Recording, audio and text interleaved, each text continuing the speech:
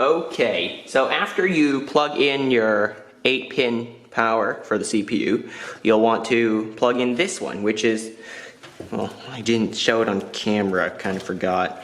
So this is the 24-pin ATX cable, which, well, is the biggest cable in the entire build. You'll want to plug that in here, which is usually on the right of the motherboard. There you go. Also, decide what cables you will need and will not need. You'll want to just stuff those away, perhaps in the drive bays, because we're not using any DVD drives, just too old school. Also, I installed a fan here.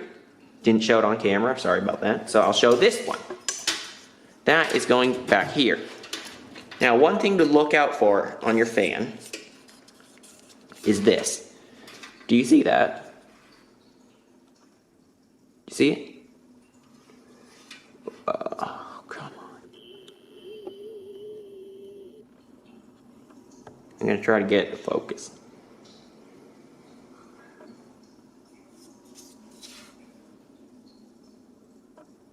Come on, you did it.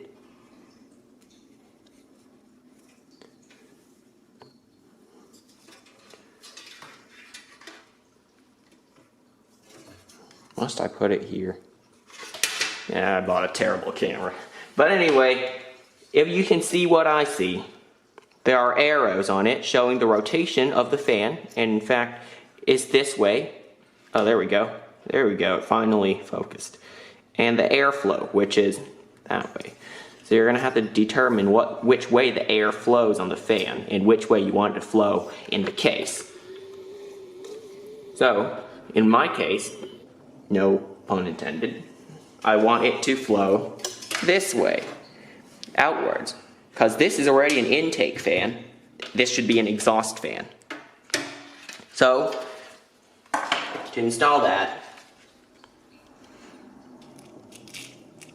you'll want these.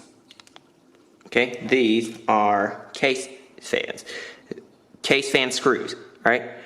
You'll need this because of the wide threads on the screw that will cut through the plastic on the fan. Don't tighten it too hard though, because you might destroy the fan entirely. And who needs that? I'm gonna get 4 of them. That will go back there. I'll spin it round.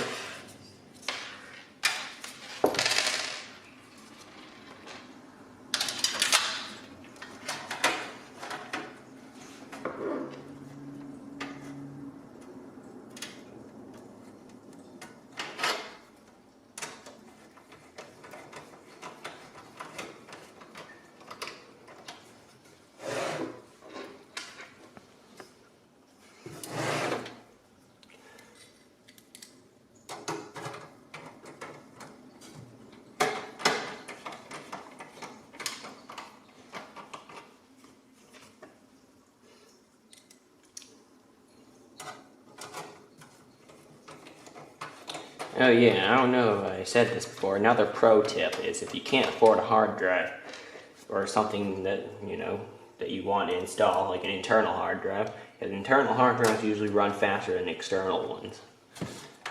Go around your house, find an external hard drive that's laying around, and just open it up and see if it's a SATA-based hard drive. Then you can just install on one of those SATA ports. That's what I did with a few of my computers. Don't know if anything important was on it because I formatted the instant I installed it. Now it's time to connect up all these fans, right? For that, you'll want to connect this. It's a splitter to the second, actually. The second, what do you call it? Fan header.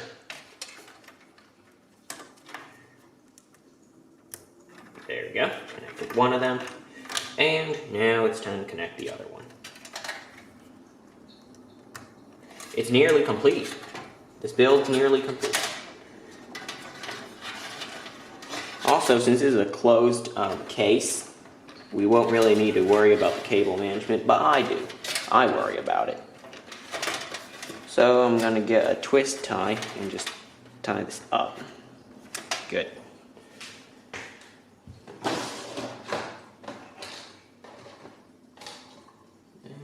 that do? Oh no. I think this will do. Not a zip tie, because in case you need to modify some, you'll need to cut that zip tie, man.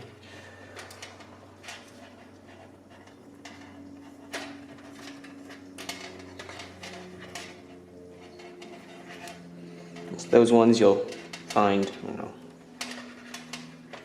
when you buy something from the grocery store, that kind of thing. Or when you unbox a new product. There we go. We are pretty much complete with this build. So now, I'm going to hook it up to my monitor, hook up a mouse and keyboard to it, and we will see if it works. Oh yeah, Windows 10 is already preloaded onto this drive that I'm installing, so I'll just explain with words how to install Windows 10. I'll also show you the BIOS of this motherboard.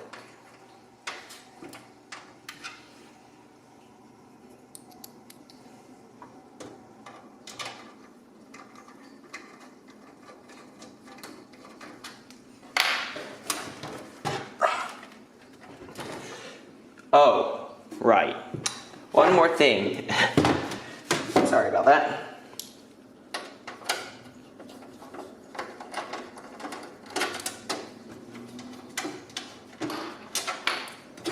You need power for the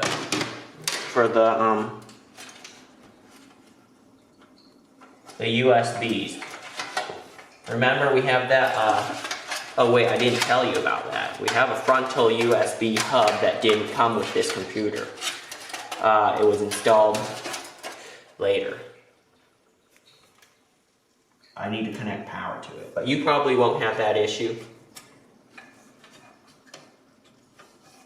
It's quite difficult, but you'll need one of these, which is a floppy disk power, and just kind of